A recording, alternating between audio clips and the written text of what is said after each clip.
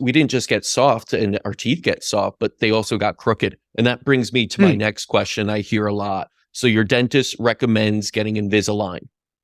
What do you say to that? How are your feelings on Invisalign? What if someone recommends it right off the bat without any other solutions? I actually personally think aligner therapy is like, he only recommends it, obviously, or she, if you have crooked teeth. So you ask for straight teeth. So then I believe personally aligners are the best solution because you skip the metal part. Because you have to understand, when I was a kid in the 90s, I had braces twice, metal braces, the standard ones, but there was no electromagnetic fields. Like before 1995, was literally not existent. But after 1995 and now 2023, it's like you would build a huge antenna into your mouth. Yes. And there are studies showing that it can seriously alter your brain and how you function in this world. As a teenager growing up, can make you more anxious. Obviously, this is a central nervous system, and you now have an antenna in the midst of it, which can also, on top of it, have maybe nickel in it or whatever. So aligners would definitely be the better strategy. Obviously, ideally supported with osteopathy, posturology, and again, nutrition and lifestyle habits that support that growth of that body. Ideally. Is it true? I was talking to a practitioner that a lot of times when you do the Invisalign and when you're getting a reading for your mouth and everything, you're in a position that's usually back or your head is up or you're laying backwards, which alters it, which actually can be worse for it if you take that kind of reading of the teeth, and that it should be in a specific, you should be sitting upright and doing it that way. Because if you're leaning back in it, it could actually shift how it is. I don't know. I really just heard it, didn't look into it. Do you have any thoughts on that?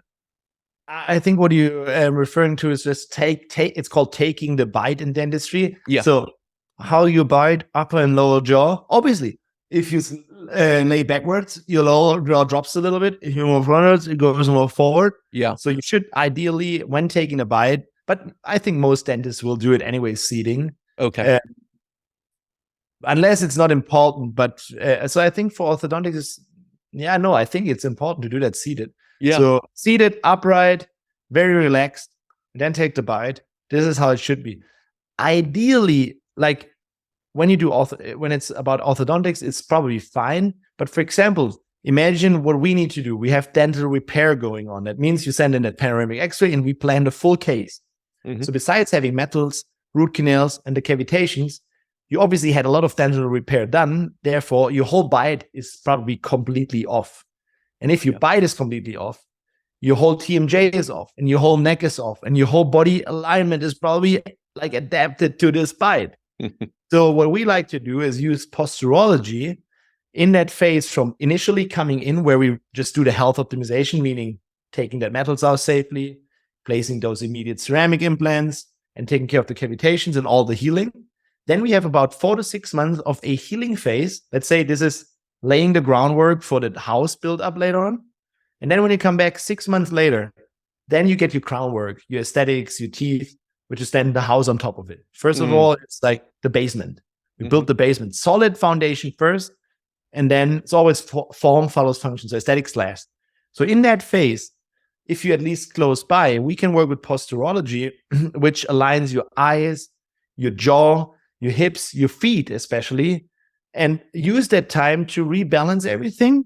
And then when you come back for the final crown work, we can put it into a nice aligned system. So the alignment should always, obviously you see we have people in the staff that are osteopaths, they work on these things, but I'm also in that whole online platform that I'm building for the future dentist, the biodentist.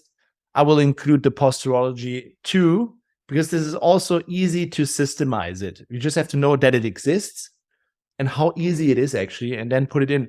For example, in that 6 months, you will have just different inlets in your feet, like the soles are a little bit manipulated to work on that fascial trains. And it doesn't take much longer for your nervous system to get back to normal, to neutral. So just all about the timing, how to use what strategically.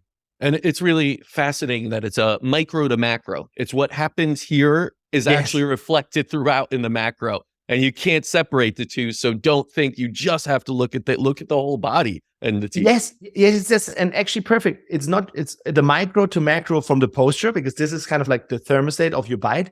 Yes. But also this from the micro is the entrance hall to that macro. So if that's a tiny ecosystem, that's the entrance hall. So if that is already shitty, imagine what happens in the gut system in the whole hotel. Like if the entrance hall is already bad, you usually leave the hotel, right? Yeah. So one glance in the mouth, bad oral health, totally equals bad overall health. It's that simple. But unfortunately, dentists are kind of still like, they're not seeing themselves as doctors, and doctors never look into the mouth. So this is where we need to build the future dentist.